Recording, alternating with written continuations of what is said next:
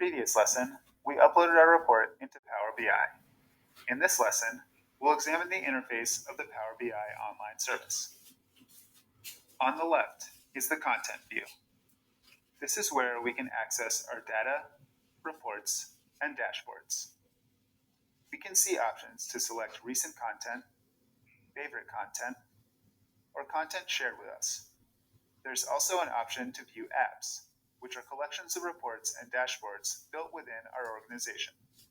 We'll learn more about apps in a later course. Finally, there are workspaces. All content you create in or upload to the Power BI online service will be stored in a workspace. Initially, the only workspace you'll see is My Workspace, which is visible here. If you're using the free version of Power BI, all your work will take place in My Workspace. If you're using Power BI Pro, you can create and access other workspaces across your organization, allowing you to easily collaborate with colleagues. Again, we'll see how to do this in a later course. Let's now take a look inside My Workspace. We can see the content in the workspace by clicking the arrow next to the workspace name.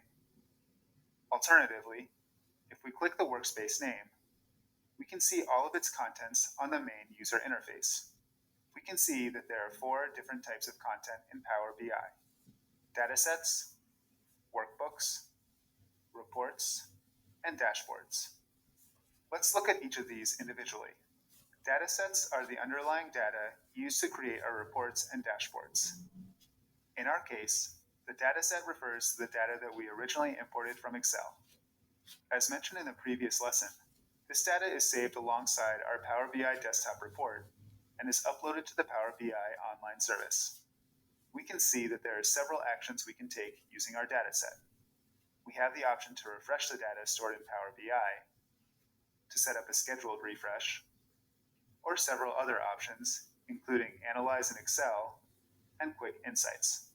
However, we cannot directly view or modify datasets in Power BI.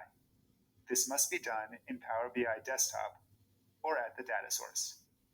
Workbooks are Excel workbooks that have been directly imported to Power BI without using Power BI Desktop to create a report first.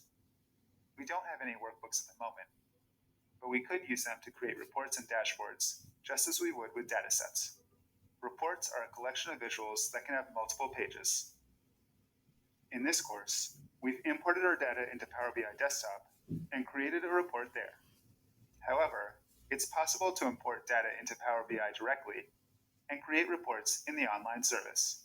We can see this option from the Create button at the top right of the screen.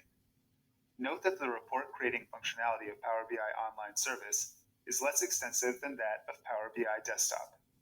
The Power BI online service accommodates data from fewer sources, and we cannot make additions to the dataset. This is quite limiting, as we'll often want to adjust our dataset to derive greater insights. If we look at the available actions, we can see that we have the option of analyzing our report in Excel, generating some insights automatically, as well as several other options. If we click on a report title, we can view the report and see that the report creation interface is similar to the one in Power BI Desktop. Finally, we have dashboards. Dashboards are a single-screen interface produced from one or more reports. As you can see, we have not created any dashboards yet. In the next lesson, we'll discuss dashboards in greater detail and create a dashboard from our report.